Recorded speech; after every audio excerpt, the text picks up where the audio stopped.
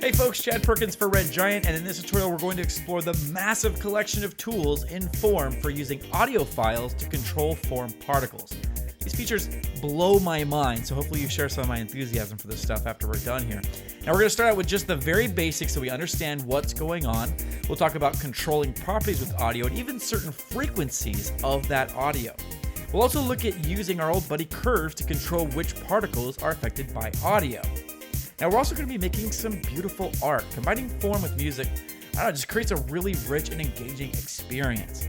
Now this tutorial is a bit advanced in places, so if you're confused, you might want to go back and watch some of the earlier tutorials in this series. All right, we've got a lot to cover, so graphics fade out, and let's jump into After Effects. Now I have here a very simple scene. I'm just going to start with form with its default settings. I'm going to give you some parameters to just kind of input here. I'm going to go to base form. I change this to XYZ individual, change the XYZ to 750 in the X and 400 in the Y. We don't need to worry about Z. I'm going to take particles X to 7 and particles Y to 5 and particles Z to 1. Again, we just got some real basic simple grid particles set up here. I'm going to close up base form, open up particle. I'm going to take down feather to 0. I'm going to take up size to 40. And lastly, let's go ahead and change the color. I'm going to click on the color swatch here. And if you care or that's interesting to you, I'm just going to use 290, 90, and 90. Now, you saw us start from scratch. We just have a real simple grid of form particles so we can see what's going on here. And I'm going to press the period key on the numeric keypad just to preview our audio.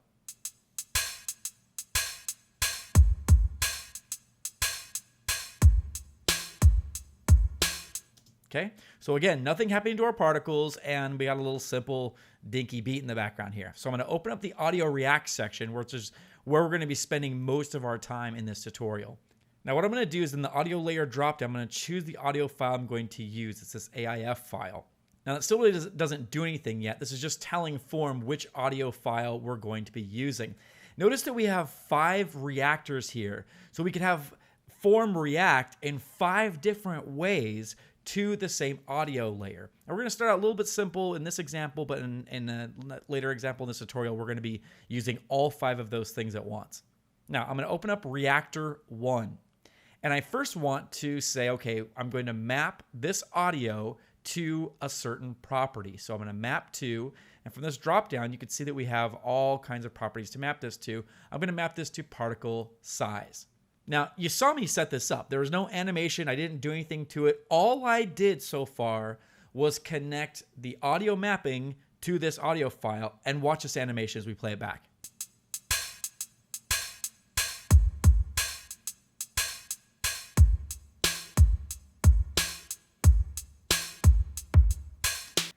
I mean, so much life to this animation, and really all we did was just connect it to this audio track. That's all we did.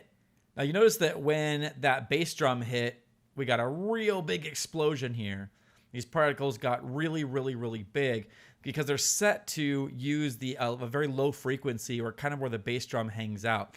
So if I wanted to, I could turn down the strength, and that would make it so that when the bass drum hits, they don't get as big. I could also take this way up so they get way, way bigger. So you really have a lot of flexibility with what you want to do, and you control that with the strength value. Let's preview that just one more time with this lowered strength value.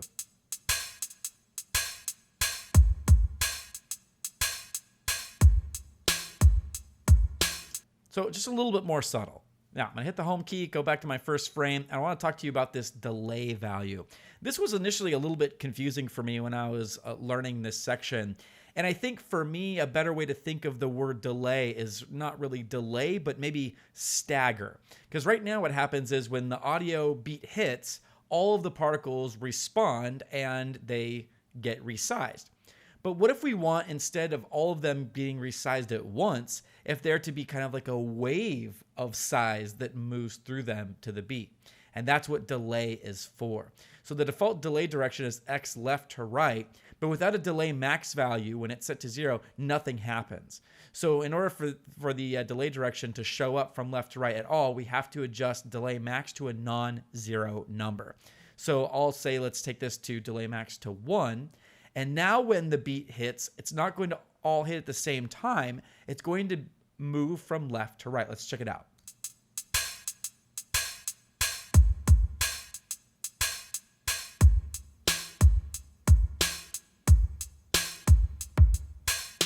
So the delay max value determines the time in seconds that it takes for the animation to traverse all of your form particles.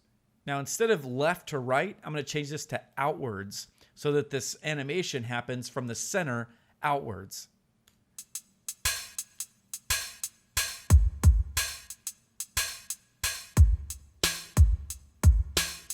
It's kind of a beautiful animation. And can you imagine animating this by hand? Now, one of the things I've always looked for an opportunity to do, and it's just never happened for me, but I always want to use these features for some kind of like promo or motion graphics thing where I'm not even using the same audio. I just use the audio to control the scale of the circles or the form particles or whatever is going on. And I just haven't had an opportunity to do that, but it's just so handy, even if you're not using the same music, to just use some other music just to control the animation. Now, as I scrub this animation from the beginning, we're getting a little bit of ripples initially as those hi-hats and the snare are going. And I really want this just to be controlled by the bass drum. So what I can do is I can adjust some of these other values. Let's say the threshold. So I'm basically, as I increase this, then the other values have to be loud enough in order to trigger the particles moving. So if I raise that high enough, then as I scrub here in the beginning, when there's hi-hats and snares, they don't make the cut because they're not loud enough at this frequency range to do that. And so now we just have the outward motion from the center. Now let's keep this party going and add another audio reactor. So now we have basically our bass drum frequencies. This is about 100 hertz. Again, that's very low bass. And so we're having a much stronger response to our bass drum than we are to the hi-hats and snares that are going on in the beginning. So I'm going to close up Audio Reactor 1, open Audio Reactor 2, and I'm going to take this to a very high frequency value, like 7,000, so that this responds to the hi-hats instead. And both of these reactors will be allowed to exist simultaneously. So Reactor 1 is still going to make this ripple out from the center, and we're also going to add another thing for the hi-hat. So I'm going to map this one to disperse, and kind of like we saw with layer maps before, you need to actually go in and add some dispersion. So I'm going to open up disperse and twist, take disperse to about 100. I'll close that up. And now when these hi-hats are triggered, the particles will disperse a little bit. So now we have both animations happening at once. Let's preview that and see what it looks like.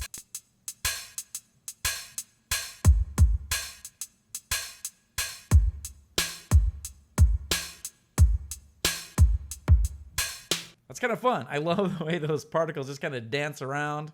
Those dispersing little circles got some swag. Now I could go in here, and what I would probably do if I was playing with this is I might go up and I might take the strength to like 350, which makes them disperse a lot more, which accentuates that movement even more, which is kind of cool.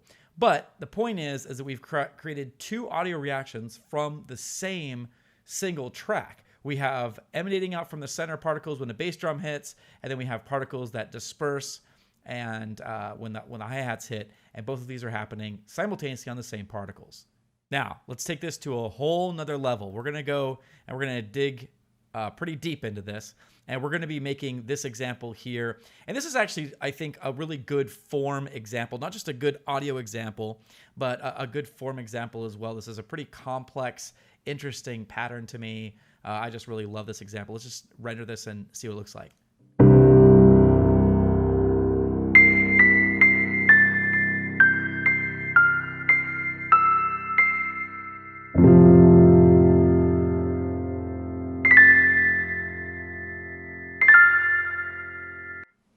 I love that. It's elegant and it's rich. There's so much detail and life to this, but you know, there's not a single keyframe.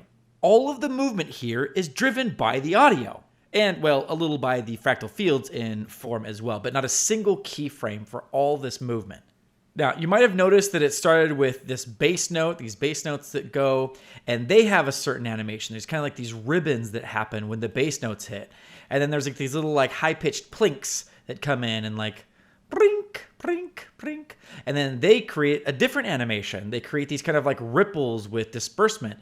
And so it's like two totally different animations when there are bass notes like this and these high-pitched plinks. So the first two reactors in the section, the first two reactors are going to respond to those high-pitched little plinkety plinks, and the last three reactors, 3, 4, and 5, are going to be controlled by the low bass notes. So we're going to use all 5 audio reactors in this example. Now there's a lot to do here, and we're going to start from total scratch, so I'm going to go pretty quickly. If you need to pause and rewind, go ahead and do that. I'm going to make sure I'm at the first frame. I'm going to open up the base form. I'm going to change the size to XYZ individual. I'm going to give this 300 in the size X, 700 in the size Y. I don't worry about size Z because I'm going to take particles in Z down to 1. I'm going to take particles in X to 340, particles in Y to 300. That's all I need for the base form section right now. I'm going to open up particle. I'm going to take size to 1.3. I realize that's wacky, but just go with me here. I take opacity down to 50%. I'm going to change the opacity over value to over X because I want there to be fading in from the left and fading out to the right. So I'm going to change the opacity over value to X, open up the opacity curve. From the presets, I'm going to choose this kind of like bell curve. And then I'm going to go into the pen side. I'm going to modify this a little bit. So it's just these edges are kind of faded out even more. And you might kind of have to fiddle with that a little bit to make sure the edges are smooth on both sides, but that's looking good enough for me for right now. So I'm going to close that up. Then I'm going to change the color here to kind of like a reddish orange. I'm going to give you the values here for RGB, 255, 60 in the green channel and 6 in the blue channel. It's a little vibrant, but it's going to end up working out pretty well for us. I'm going to close up the particles section. Finally, I want to shift this whole thing over. So I'm going to go to world transform, and on the X offset, I'm going to type in -130 and close that up again. So far, nothing too complex, right? We just have a sheet of orange spheres moved over a little bit, and it's a pretty dense grid here. And this is going to make things render pretty slowly. And for my examples that I show you, I'm going to edit out the rendering so it goes a little bit slowly. But if your computer chugs a little bit, that's totally fine and normal. Now, open up the audio react section. And from the audio layer dropdown, I'm just going to go ahead and choose this little file of me dinking around on the piano. And now we have our audio layer set. So let's go into reactor 1 here. And I'm going to map this to fractal so that our form particles here can be controlled by the audio to trigger fractal displacement. Now, even though we've set this up, if I scrub my timeline here, we won't notice any differences because we haven't set up any fractal displacement. So I have to go down to fractal field and fiddle with those settings to see any changes. I'm going to take displace to 90, and I'm going to give a little bit of flow in the X, just 2, so it just flows a little bit from left to right. I'm going to take Y to -2, so it flows a little bit from bottom to top. And I'm going to take down flow evolution down really low, let's say to 1, so that it just evolves very slowly. I'm also going to take F scale down to 6 and complexity down to 2. So it's more of a big, smooth change rather than a tiny, turbulent displacement all over the form. Now, our fractal field settings are set there, so we can close that back up again, go back to reactor 1. And again, we're going to be using these first two reactors to control the high-pitched plinkety-plink, so I want to change the frequency value to about 1700. That's about where those frequencies live. I'm also going to change the width to 5, so it's a little bit more narrow, and the threshold to 10. Now, if I scrub this, we might notice a little bit, there we go, a little bit of a change. So we have a little bit of fractal displacement when those little plinkety-plinks happen. But we want to delay this to go from bottom to top. We want to send a little ripple up from the bottom to the top. So we want to change the delay direction from Y or to Y bottom to top. And then we want to change the delay max, so we see a change there, to 1. And now, as we scrub in time, instead of affecting everything at once, we have a ripple that goes from bottom to top. We see this starting to come together here. Now let's enhance this change by adding some dispersed particles as well. I'm going to close up reactor 1, open up reactor 2. I'm going to map this to disperse. And just like with fractal field, we don't have any dispersion set up, so we're not seeing any difference. So I need to go down to disperse and twist. I'll take this up to 200. and now we have a lot of dispersed particles. But again, we only want this to be in these ribbons, and we kind of want it to be in the same ribbons as the displacement, so we're going to use similar settings here. So I'm going to take the frequency also to 1700, take the width to 5, the threshold to 10, the delay direction from Y or to Y bottom to top with a delay max of 1. And so now we're seeing this kind of ripple together here. Actually, it might be better if we change those settings a little bit. It's like a little crazy. So I'm going to go over and change the width value to 25, and the threshold will take down to 7. And we'll also take down the strength because this is just way too much dispersion. So I'll take that down to just 10. So we just have a little dispersion, and that's looking much better. So it goes right along with our fractal displacement, and that's looking pretty good. Let's actually preview that and see what we have so far.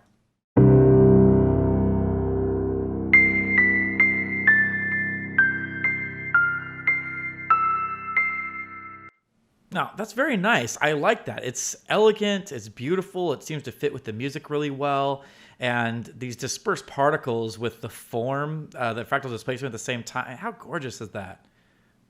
Form is just... Anyways, so what I'm seeing here that I like is that these plinkety plinks are really driving this animation. Nothing is happening in the beginning. I mean, we have some subtle fractal displacement, very, very subtle when those bass notes are going, but really those plinkety plinks are very controlling this in a very detailed way. One of the things that I do want to change here is I want these animations to happen a little earlier, and we can control the timing of the animation by adjusting this time offset value. If we want this to be controlled by audio, but maybe happen a little bit sooner or later, we can change the time offset. I want this to happen a little bit sooner, so I'm going to change both the time offset values for both of these reactors to -0.1. That makes them happen a little sooner.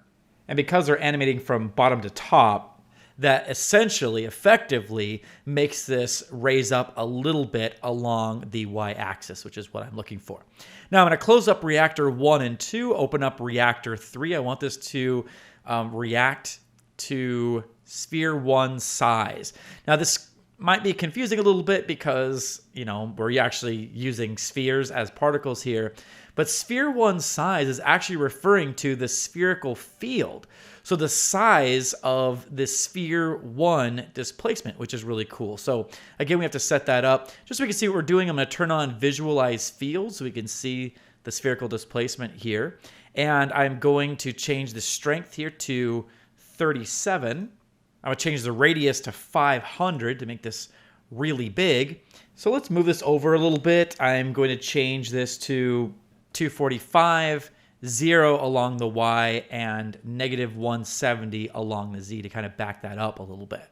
All right, I like that. So I'm going to turn off visualize field, get that out of the way, close up sphere 1, go back to reactor 3. I kind of like the frequency where it is because, again, these last 3 reactors are going to be controlled by our bass notes. So I'm just going to bump up the frequency a little bit to 180. I'm going to change width to 10 and strength to 10. And I'm going to change the delay direction to Y top to bottom. I think it's one of the things that makes this this example so elegant is that there are forces acting on this from all over the place. Things going from top to bottom, from bottom to top, from left to right, right to left. And I think that's one of the things that it has really working for it. So I'm going to have this Y size go from top to bottom. I'm going to take the delay max to 1 so that shows up. And we'll also take the time offset here to -0.1 as we did with the other reactors. Now you might be saying, well, hey, there's barely any change to the size here. We had a lot of displacement before, and now we're not seeing that much. Well, remember that this is being triggered by those bass notes. So as we're seeing these little high plinkety plink, we're not having too much strength from the bass notes. But if we wind this to the beginning here, we definitely see some of that influence here. Let's go ahead and preview it and see what we have.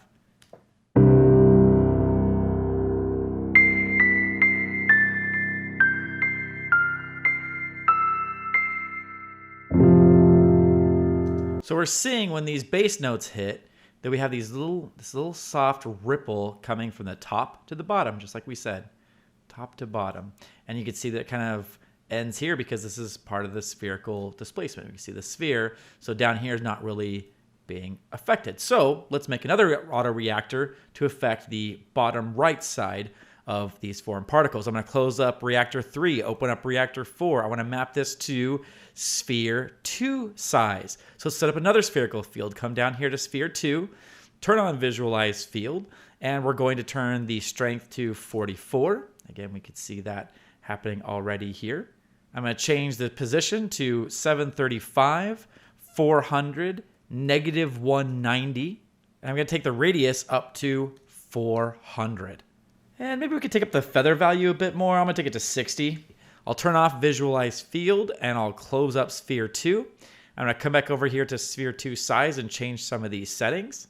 Take frequency up to 180, again, so it's controlled by those bass notes. Width to 10, strength to 10. And I'm going to change the delay direction from Y bottom to top with a delay max of 1 second as well. So our first spherical displacement, if you remember, is going from the top down. The second sphere on the bottom right is going from bottom to top. So we have a bunch of really interesting textures over our particles that are created by all the ripples from the overlap of these various displacements. The ripples from sphere 2 move upwards. The ripples from sphere 1 move downwards. And you can see that as we kind of scrub this slowly here. It's pretty elegant. So let's do another preview.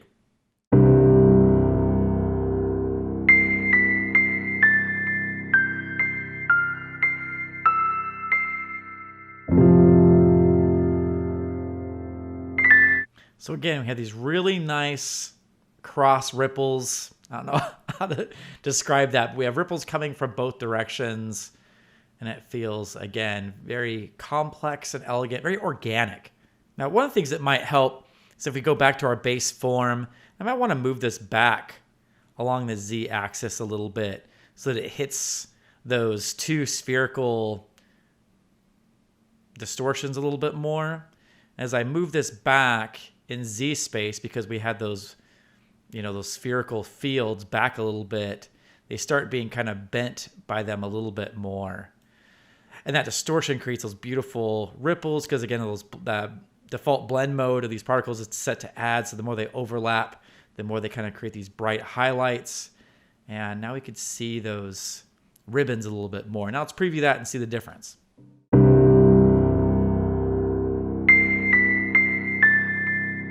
Nice. We're getting there. We're really getting there. So one more thing we got to do. We got to add reactor 5. And I'm going to map this to displace X.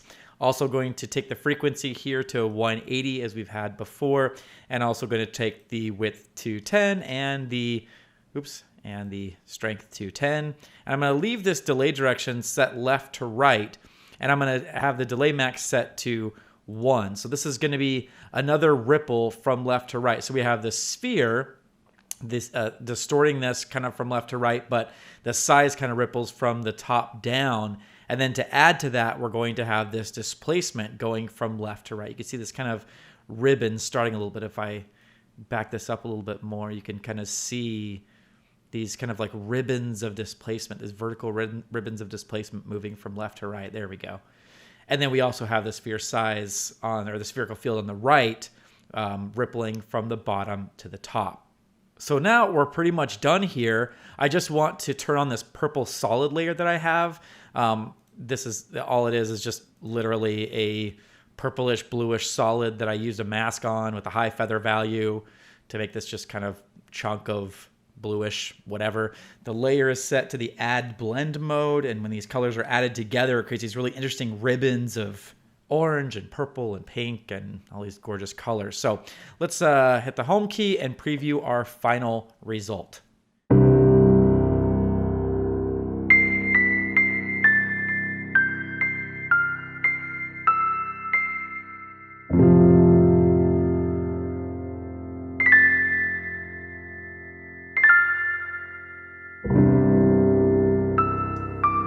Love it. I think one of the things that I love most about this is that the intensity or velocity that the audio hits controls how much the formed particles are triggered by the audio reaction. So if or when I hit these like piano notes really gently, they cause more gentle reactions. And when I hit them more intensely, they cause bigger reactions. And because form is reacting so sensitively to those volume changes, it makes this feel very organic. Now, let's look at one more example here. This is really fun. Essentially, what we're seeing here, we're going to be looking at, is by using curves to control which areas of the form particles are affected by the audio reactors. Let's see what this looks like.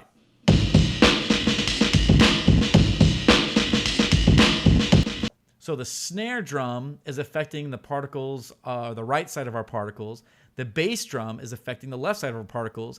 And what they are doing is completely different. They're doing two different things to two different sides of our form particles.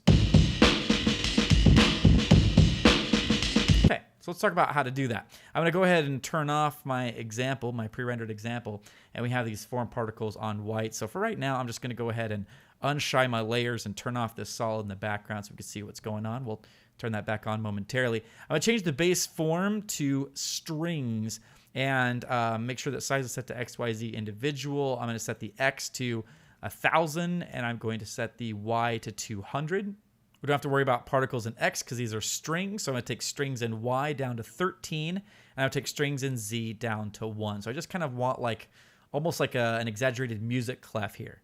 Then I'm going to open up the string settings, and I'm going to change the density to 35. I'll close up base form, open up particle, and I'm going to change the size to 6. Actually, I think I want these particles to go off. I'm going to increase the size X a little bit back in the base form area. I want them to go off screen just a tad, and it looks pretty good. It actually looks kind of cool in some ways, but I need to color this because it's going to drive me crazy. So I'm going to change color over to X. I'm going to color this from left to right. That looks okay, but I'm going to open up color ramp and I'm going to click randomize and maybe I'll randomize a few times. It comes up with these pretty cool color palettes a lot, randomize does. I'm going to go ahead and take off blue from this side and green from this side so we kind of have this kind of look here. So blue, pink, green. And one more thing, I'm actually going to take the blend mode from add to lighten. Kind of tone down this brightness just a little bit, and now I'll go ahead and close up the particle section. For some reason, all my menus are open. This is crazy. I'm going to close them all up, and we'll go back and we'll start in audio React. Close up all these unnecessary things. And I change audio layer to my audio layer, my AIF file, that retro drum loop thing. And my first reactor, I'm going to map to fractal. So again, we got to go get some fractal distortion. I'm going to go down to fractal field. I'm going to take displace up to 170, F scale down here up to 15, and complexity to 2. Now, I'm going to close up fractal field, go back up to reactor 1, and so we have these strings that are reacting with the music all at once. Looks pretty cool on its own, but I think we can take this to some cooler places. Now, our first two reactors are going to deal with the hi-hats and the snare on the right-hand side of the form. The third reactor is going to be for the bass drum on the left-hand side of the form. So just be aware of that. I'm going to take the frequency here to 300, where, again, the snare and the hi-hats exist. And I'm going to take width to be a lot more narrow to 0.5. And I'm going to take threshold to 45 and strength down all the way to 15. So we have just a little bit of changes here when the hi-hats and the snare hit. And by taking down the width and bumping up the threshold, it's really targeting just the snare and the hi-hats. Now, just so we know what's going on, let's preview what we have so far.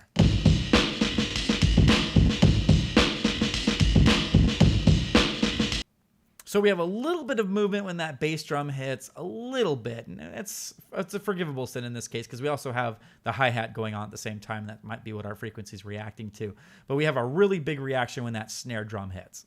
Now, in addition to making things go all screwy because of the fractal displacement, we're going to add reactor 2 set to disperse to make the particles disperse as well.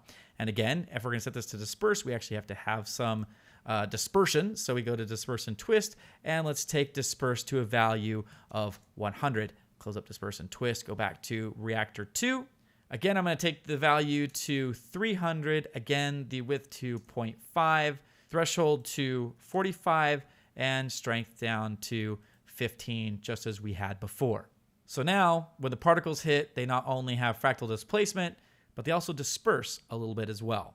Now, really what we want to talk about here is mapping the audio reaction to one part of our form. So I'm going to close up reactor 2, open up reactor 1, and change this strength over value. And we want it to be just on this left side, or on the right side, excuse me.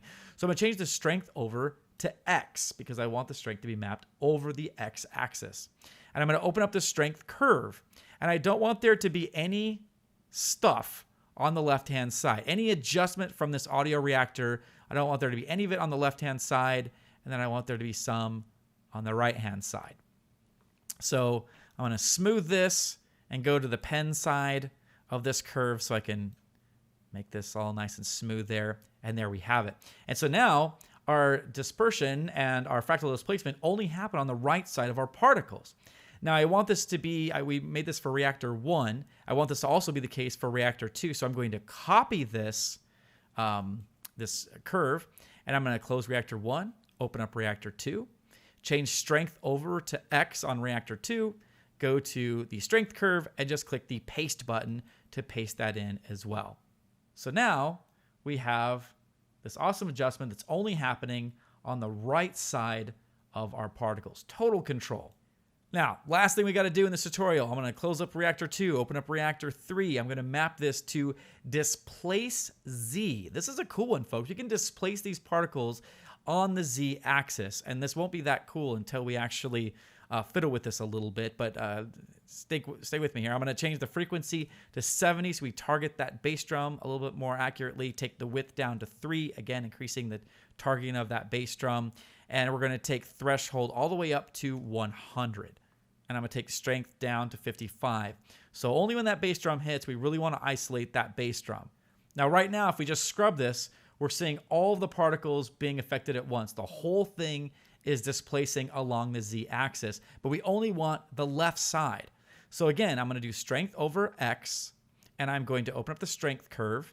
And I'm going to do something a little crafty here. I'm going to paste this, but this is actually the same curve that we use for this stuff on this side. So I'm going to click this little flip button so that it's on the left side. That's where the bass drum stuff is. And then there's no adjustment to the displacement, displace Z value. None of that's on the right-hand side. So as I scrub it now, we're just seeing the left-hand side move a little bit. Now that's a little bit wonky. This side is moving at once. Might go into the curve here. Maybe smooth that out just a little bit and bring a little bit more of that over. But here's a great last final step, guys.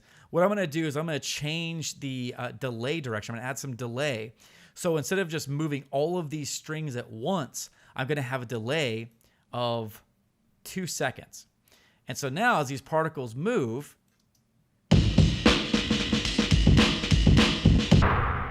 so it's almost like the bass drum kind of like ripples through because they're reacting to the sound waves, and we can really see that. Turn on this purple-orange solid, and we have here a really cool example. Let's go ahead and preview back and see what we have.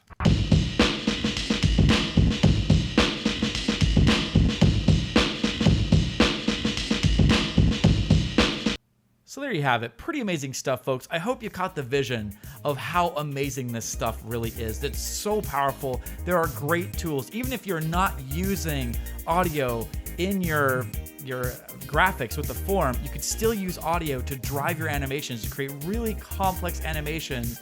And there's so many controls. They really thought of everything. So again, thanks so much for watching. Catch the vision, play with this audio stuff, and we'll see you in the next one. Shout out to Pond5 for all the super dope music I used in this tutorial.